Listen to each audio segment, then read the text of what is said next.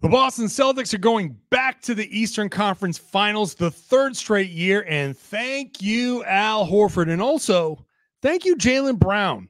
I'll explain why, all right now on the Locked On Celtics podcast.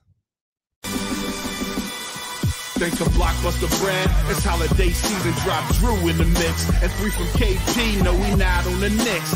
Flushing competition like Al on Giannis. Juice and Big Deuce, still Beantown's finest. Banner 18 going up in the Raptors. Watch the C's game in locked on after. Karalis on the breakdown, clutch like a tip from D. White on the breakdown. John on the mic, documenting domination. Matter pen a back bay, it's all C's nation. Rain and J's, how it started, raising banners, how we finish. Locked on Celtics pod, home of the winners.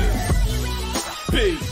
Hey there, welcome back to the Locked On Celtics podcast, right here on the Locked On Podcast Network, where it's your team every day, and I got you covered every single day, Monday through Friday, with a free, fresh podcast that drops directly to your device. When you subscribe, ring the bell, watch the show on YouTube, get into the comment section, let me know what you're thinking after this big Boston Celtics win in Game 5 to eliminate the Cleveland Cavaliers.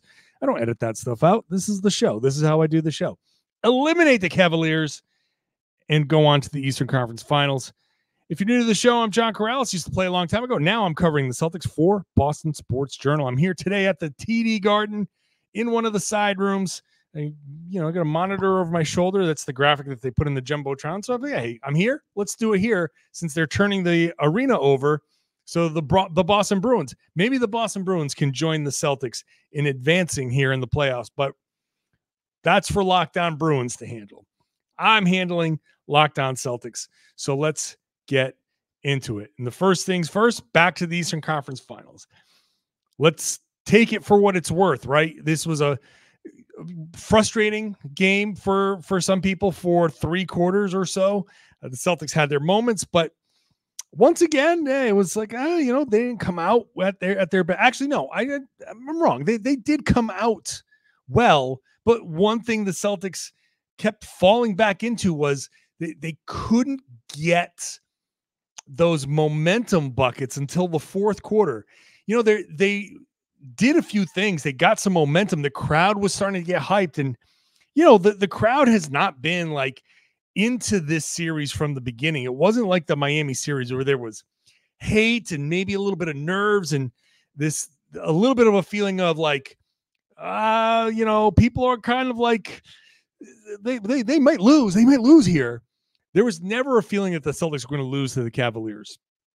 And so that means it takes something from the Celtics to get these fans here to cheer, to get them into the game. And they had their moments, but they struggled a little bit. They had a couple of stretches in the first and third quarters, I believe, where they had 4 or 5 minute droughts of being unable to hit a field goal. They hit a couple of free throws here and there, but they weren't able to make buckets, and it wasn't getting the full momentum of the crowd. So, there was that early, like, oh God, come on, guys, come on. Where's this little oomph that we're looking for? They finally did it in the fourth quarter, and it ended up being a very kind of typical Celtics, almost regular season type of win. It had a very regular season type of feel here for all 3 games here in Boston. And they kind of did what they did in the regular season. They, went along, and sometimes it went well and sometimes it didn't. And then all of a sudden, boom, it's 15-point lead, bang.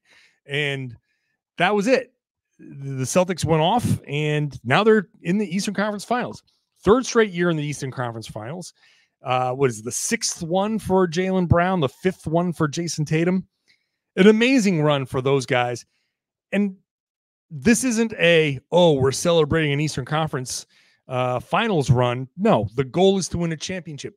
But still, a pretty incredible run for these guys, considering the iterations of these teams. There's the original Kyrie, Gordon Hayward run that they were supposed to make, and that fell apart. And then there's the Kemba Walker run, and Al goes away, and then Al comes back, and there's this next run here behind Tatum and Brown. Like, those are the guys.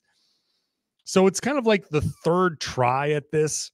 And, I think we should give the Celtics the credit that they deserve for getting through these tough spots, right?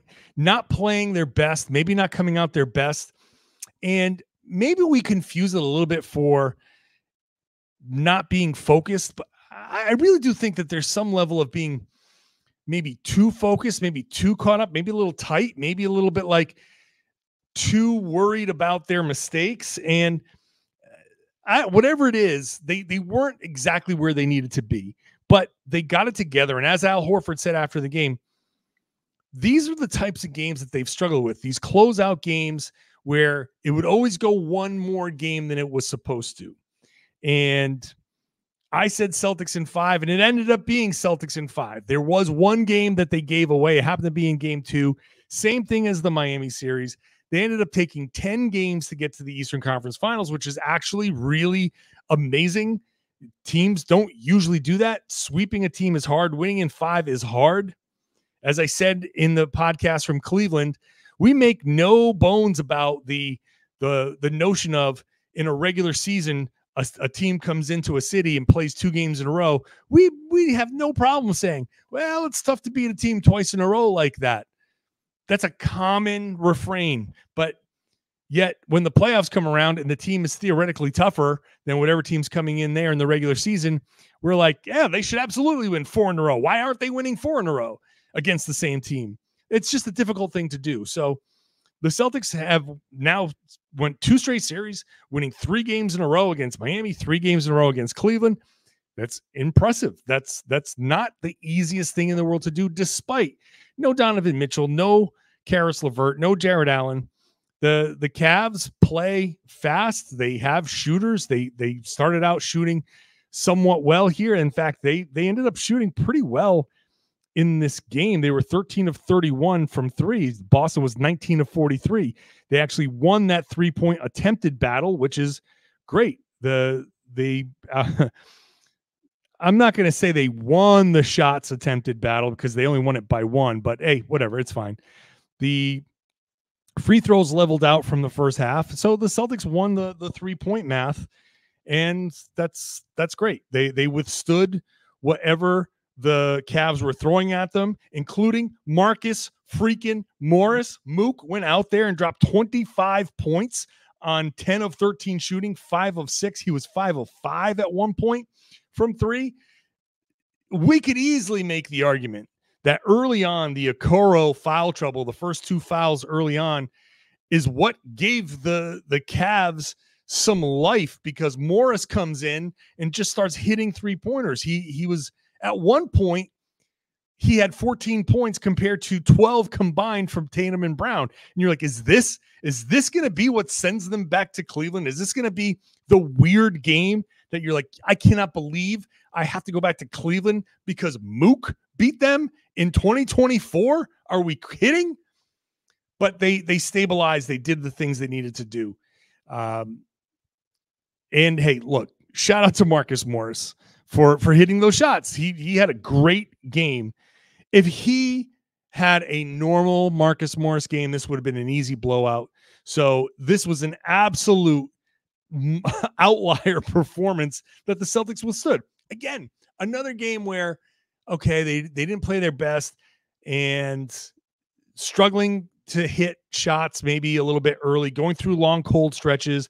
And here comes Mook hitting 5 of 6 from 3. And here comes Sam Merrill hitting 3 of 5 from 3. And you're like, oh, great. Those 2 guys are 8 of 11 from 3. This is going to kill the Celtics, and they're going to do something silly and extend this series. But they didn't. And Al Horford after the game said he was proud of these guys. They finished this game off. They went on a huge kick in the fourth quarter. Derek White hits a 3-pointer. Al Horford hits a 3-pointer. And they finish off with Drew Holiday. Drew Holiday 5 for 5 in the fourth quarter, closing this thing out. Getting behind the defense a couple of times for layups, a pass from Jaylen Brown, a pass from Jayson Tatum to close this thing out. So it's not the most impressive win in the sense of they didn't blow out the Cavs, but it was an impressive win in the sense of like they won. And considering where the Celtics have been And where they are now, we'll take this and move forward and just chalk this up. And the next series is theoretically going to be much more difficult, and the Celtics will be up for the more difficult team. And if they get to the finals, when they get to the finals, they won't play down to presumably the Denver Nuggets, but we'll see, because that's a team that they have a ton of respect for, and they will be playing hard. So maybe this is the last we see of the little struggles. Al Horford saved the day. Al Horford was the absolute best player on the floor for the Celtics for a long time. He was just so great on both ends, especially in the first half. Let's talk about that in just a minute. Today's show is brought to you by eBay Motors. Patience, drive, passion. The formula for winning championships is also what keeps your ride or die alive. eBay Motors has everything you need to maintain your vehicle and level it up to peak performance. Superchargers, roof racks, exhaust kits, LED headlights, and more. Whether you're into speed, power, or style, eBay Motors has you covered. With over 122 million parts for your number one ride or die, you'll always find exactly what you're looking for. And with eBay Guaranteed Fit, your part is guaranteed to fit your ride every time or your money back. Besides, with eBay Motors, you're burning rubber, not cash. With all the parts you want at the prices you need, it's easy to make your car the MVP and bring home huge wins. Keep your ride or die alive at ebaymotors.com. Eligible items only. Exclusions apply. eBay Guaranteed Fit is only available to U.S. customers. Thanks for making Locked On Celtics your first listen every day. Go check out Locked On Sports today, streaming 24/7 on YouTube, on the Amazon Fire TV channels app. Get all our national shows, get our local shows with the big stories, including this one. This one will be on there. So if you're watching on Locked On Sports today, hi, I'm glad you're here. Then in that case, subscribe to Locked On Celtics. Appreciate having you guys on, and appreciate you guys going to check it out here on the Locked On Podcast Network, where it's your team every day. And we mean that. We are covering your team every day. It's a lot of fun. Al Horford was a beast. Al Horford wanted to win this game so bad. And now he always wants to win, right? He is fiery, right? He does have that in him, but he's always under control. In this game, he was very hyped. He was the energy guy. And it's a lot to ask for from your almost 38-year-old center, but in this game, he was absolutely the energy guy. And really the key play here was in the second quarter, ball's going out of bounds. He goes sprinting into that corner by the Celtics bench. He gets it. He jumps. There's a picture of him with the ball in his hands. He looks like Zeus, ready to strike Dean Wade down with a thunderbolt, and he drills him with the ball out of bounds, and it's Celtics ball. And that moment was just, the crowd gets hyped. The bench gets hyped. Everybody in the building is like, whoa, Al Horford wants this game. Now, he didn't start off shooting all that well. He missed his first shot. He was 1 for his first 5, but he ends up catching fire and goes 6 of 13. This is why you keep shooting. When you're a good shooter, the 3-point shot is a higher variance shot. You don't understand how precise you have to be. The further you go away from the hoop, the more precise you have to be. There's just more power that has to go into the shot.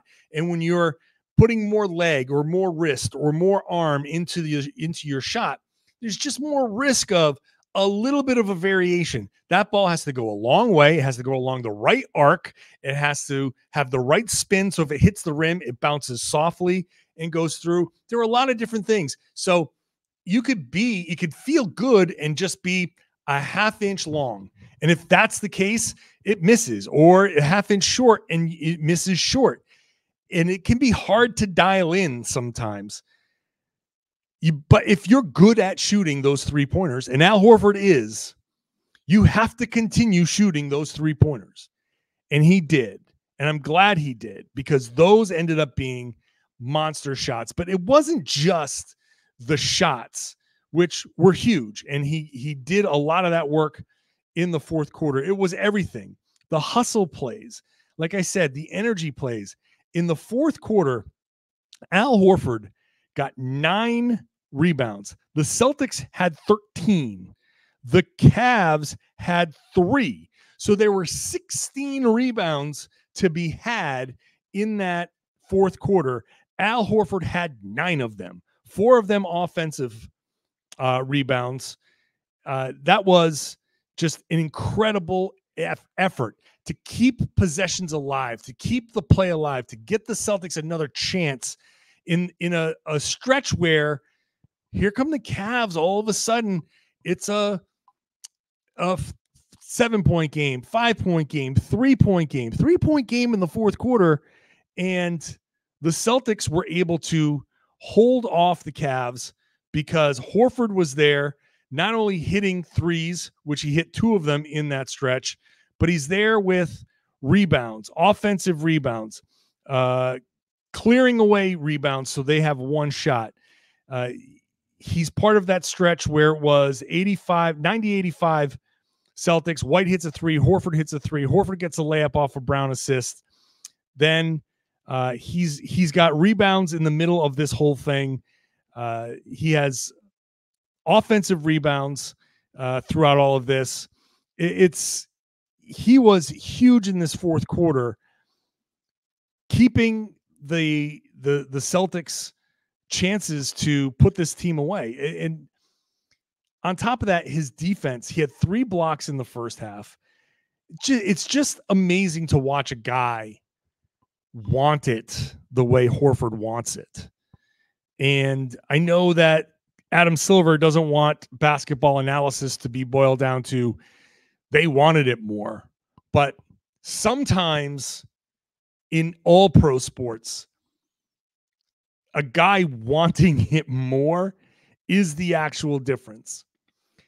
There's a moment there at the end, less than a minute to go. Horford hits his final 3-pointer, right? His 6th 3-pointer of the night. The Celtics go up. I think at that point it was 13 when Horford hit the shot, at 17 when he hits that shot.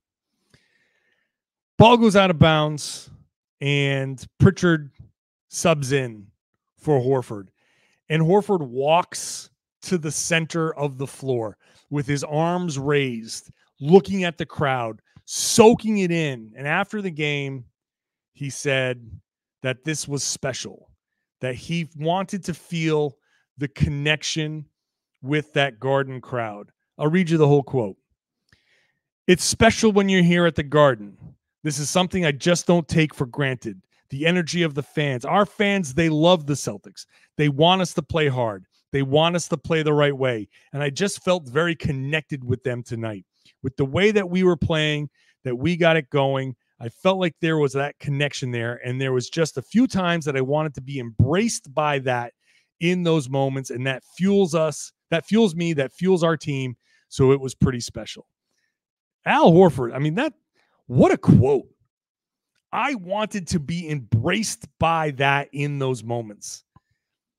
Think about a player like Al Horford looking into the stands, that feeling, that emotional connection where it's like a big freaking hug from the crowd because they really, truly appreciated what Horford was doing.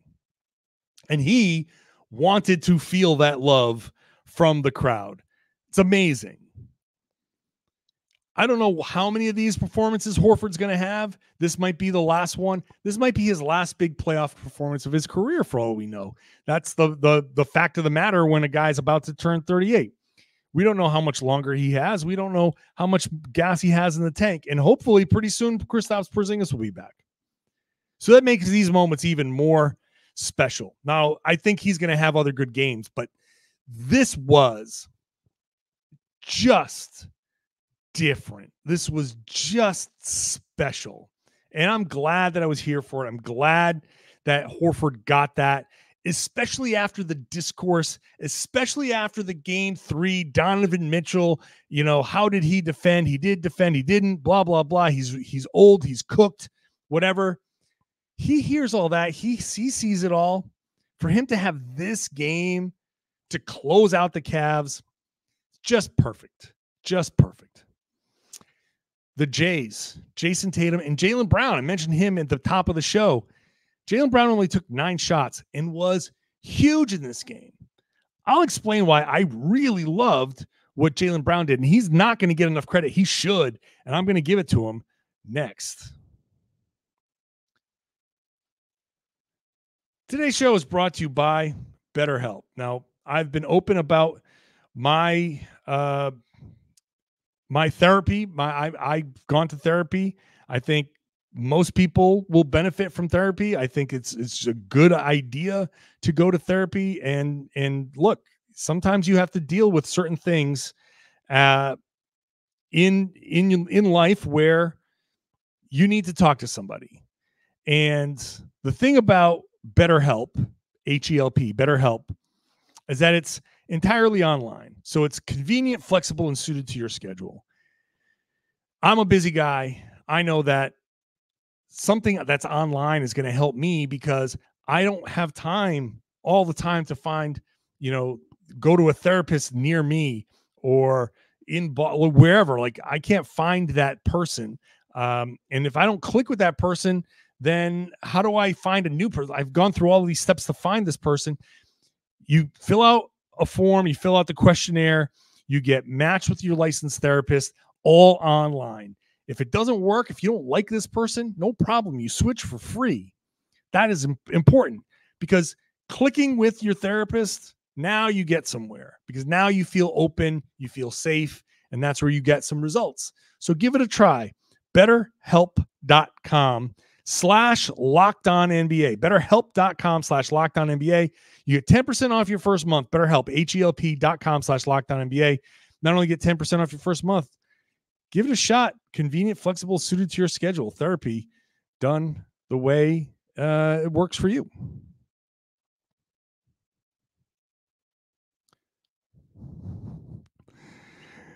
Thanks for making Locked On Celtics your first listen every day. Go check out Locked On NBA as I have technical problems here on my laptop, pressing buttons all over the place.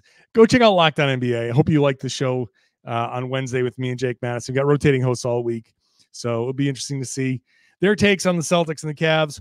But whatever you want to hear from the NBA, it's there on Locked On NBA. All right, Jayson Tatum and Jaylen Brown had very good games.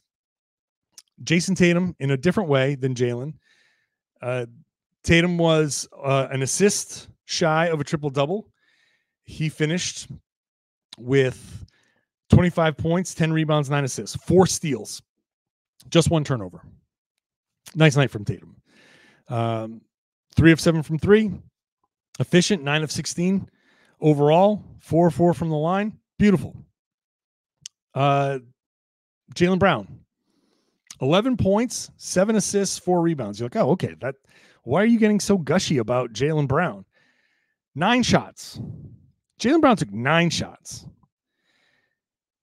And that's something that I didn't think I would see in a closeout game. And I know over the course of his career, Jaylen has had this kind of feeling of, I'm the man. I'm one of the main guys on this team. 3rd overall pick, all NBA now, biggest contract in NBA history at this point. He's like, yeah, I am Jaylen Brown, and I have to do certain things for this team to win. And so it would have been very easy against a Cavs team that was broken for him to be like, you know what? I got this. And go attack Garland and attack, Evan Mobley and see if you can get him, on skates, attack Sam Merrill, whomever. And he easily could have put up 20 shots. And no one would blink an eye at Jaylen Brown taking 20 shots, presuming that he hit a fair amount of them. But he didn't do that. And that's really impressive to me that he held back.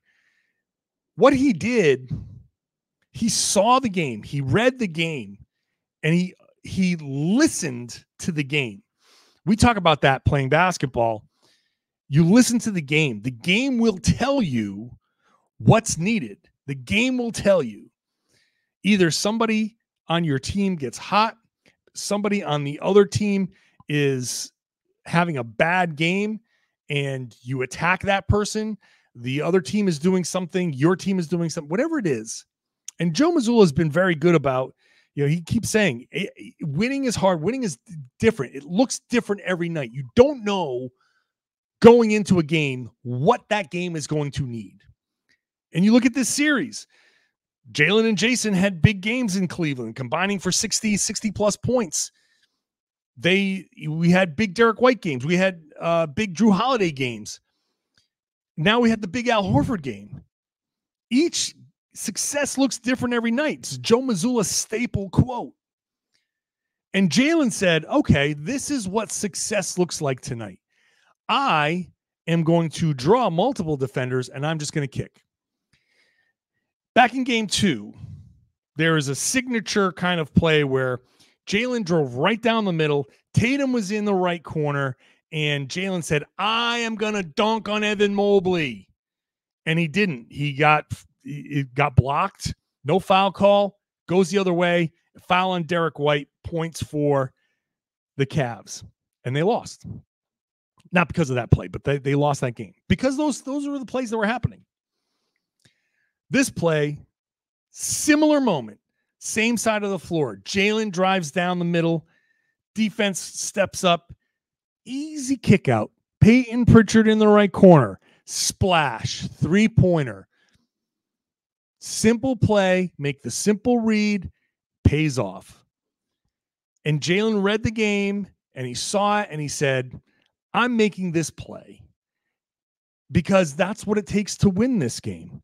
And it is all about winning. It's not about stats. It's not about anything else other than winning.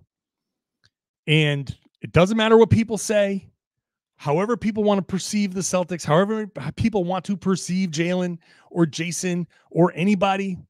None of that matters one bit. The only thing that matters is when I make my graphic for the postgame that the Boston side has more points than the Cleveland side, that I am talking about a win. What matters is the Celtics getting W's, which they've done 8 out of 10 games in these playoffs so far. And Jaylen said, what it takes to get this W, this win, is 9 shots, but 7 assists and incredible defense, right? So Jaylen and Jayson, I'm bringing Jayson into it because he did have 9 assists himself. And he also 16 shots, 9 of 16. He didn't force it either. He wasn't going out just, searching for his offense or anything. Both guys played very subdued games, but Jaylen, I think, because of, the games where he's tried to do too much, a game where he specifically is like, hey, I'm not going to do much at all other than defend my butt off and pass and make my teammates better. That to me says so much about his maturity, about where he is, and what his goals are. That to me, like this game, and I'm not trying to overreact or anything, but a game like this in this situation, a closeout game at home where the star is supposed to do blah, blah, blah. For Jaylen to do what he did speaks volumes. So I'm impressed. I'm impressed with Jaylen Brown's game. Quickly, Drew Holiday was really good in the fourth quarter. Derek White hit some huge shots, 18 points for him, 4 of 9 from 3. And shout out Peyton Pritchard, who hit some big shots when needed. Tough game from Luke Cornett. Sam Hauser did okay. That's it. The Celtics win. And who knows what's going to happen to Cleveland? Go check out Locked On Cavs for that. The Celtics are now going to sit and wait for the winner of Knicks and Pacers. Here's how it goes. They are either playing Sunday, game one, or game one will be on Tuesday. Either one of those two. It doesn't matter what happens in the Mavs and OKC series, because that's on a different schedule. That's not going to impact what the Celtics do. Denver and Minnesota impacts Boston's schedule, and obviously the Knicks and Pacers impacts the schedule. So if Denver and New York win in 6, then game one is Sunday, and they will play Sunday, Tuesday, have Wednesday, Thursday, Friday off, and then play on Saturday. If either of those two series go 7, then the Celtics will host game one on Tuesday and play every other day. It's the exact same scenario coming into this series. So if you understood what it was coming into this series, it's the same thing. So if either of those two series go 7, game one is Tuesday, and they just play every other day, and the Celtics will have they have Thursday, Friday, Saturday, Sunday, Monday off. So it's another 5 days off potentially. Whichever it is, it works out. Whichever it is works out fine, because if they play on Sunday, the Celtics will have Thursday off. They practice Friday, Saturday, they play Sunday, they'll play Tuesday, and then they'll have a bunch of days off to kind of rest up again. Or if they wait for 5 days, then everybody gets a little extra time. Maybe all that extra time helps Al and helps Porzingis off, but it's important to note that by games 3 moving forward, those are all on the same schedule regardless. So if Porzingis was coming back on Tuesday for a game 2, well, he would be back for game 1. And I don't think that's going to be the case, but we'll see. Who knows? But that's the schedule. That's the scenario. And that's the end of the podcast. Thank you for listening. Thank you for watching. Please subscribe. If you're not subscribed, please do subscribe. Even on YouTube, I know you probably watch it and it's in the algorithm and it's giving you the thing, but the subscriber numbers matter. It helps me a lot. It helps, pump up the show. The more subscribers, the more it gets pushed out. So it really does help me if you do hit that subscribe button. And while you're at it, ring the bell, get notified so you know when the videos drop, so you know when to check it out. And I would love it if you shared the podcast. Tell everybody they should be listening to and watching the Locked On Celtics podcast here on the Locked On Podcast Network. It's your team every day.